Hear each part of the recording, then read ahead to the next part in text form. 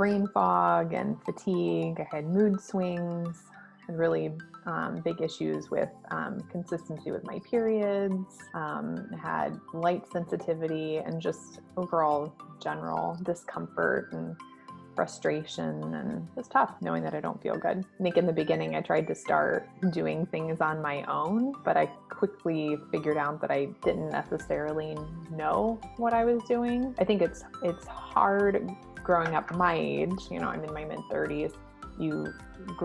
I grew up with conventional medicine, but I think after I was diagnosed with autoimmune issues, you kind of see that conventional medicine doesn't necessarily have really any answer for that other than medication. Didn't want to admit that there was something wrong with me that I couldn't fix immediately, but I just researching about Sarah and, meeting you, it was nice to see that there was a medical approach to it, but it wasn't a conventional medical approach, how you approach things. And that very much met with my thought process with how I don't think there's one answer to everything. Saying that conventional medicine with a magic bullet is the right answer, or saying that, all homeopathic is the right answer. I don't think that it's one or the other. I think it's a marriage of the two. And I kind of like how you guys marry both sides. It can get better. It's not like a death sentence. This isn't, you feel terrible and you're going to feel terrible the rest of your life. I have the tools to make myself better. It is up to me to take those tools and actually use them to work on myself. I can choose to do that or not do that, but at least I know that the possibility is there. I've learned that emotion for me it plays a bigger role than I ever really realized, or at least wanted to accept. I definitely was skeptical just because so many people are sick. Like, so many people have autoimmune disease, and it's like, what makes me any better or different that I'm going to actually improve my situation as opposed to the next person?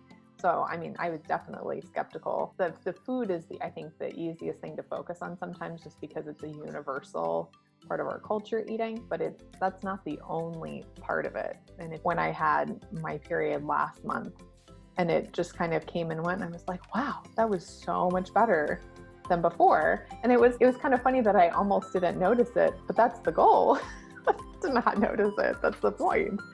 So I kind of tried to take a moment and be like, wow, this is way better, and for the first time in a couple years. So I like the fact that Sarah does the more clinical stuff and you do the more touchy-feely thing. I think it helps not convolute the two. You can stay focused, when you're having a session with you guys, stay focused on one thing at one time and something else at the other. Because I have a tough time switching back and forth between those modalities. So I like that, but you guys are very clear, and that made it easier for me. Like the protocols, it's a checklist. I made a checklist of what to do every day, and I think it just helped me actually get through it. I think I could look at the symptoms and go through the symptoms and say, this is better. I think that it gave me a little bit of a sense of hope to know that it can get better, and I do have a little bit of control, and I can improve my situation, and to know that it might not always be this way. It's kind of nice to think that we had the opportunity to spend the money on our kids. Would I think twice about it? And I didn't.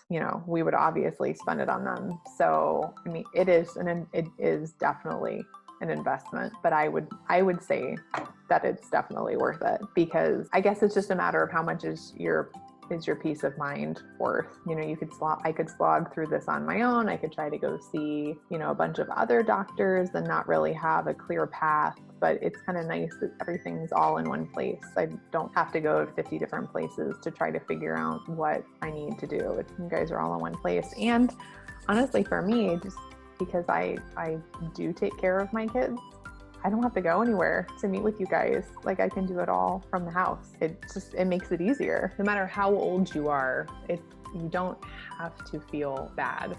And I think we've gotten so far away from knowing what it feels like to feel good that lose that part of yourself. And I think there's a lot to be said for being able to feel good on a regular basis and how much that empowers you as a person. And I think you guys really focus on how every person is different. There's no prescription for everybody. It's not like people come and see you and it's the same protocol for every person. It's different for each person, and it's just nice to know that, you know, this was just for me. It's going to work because it was made just for me.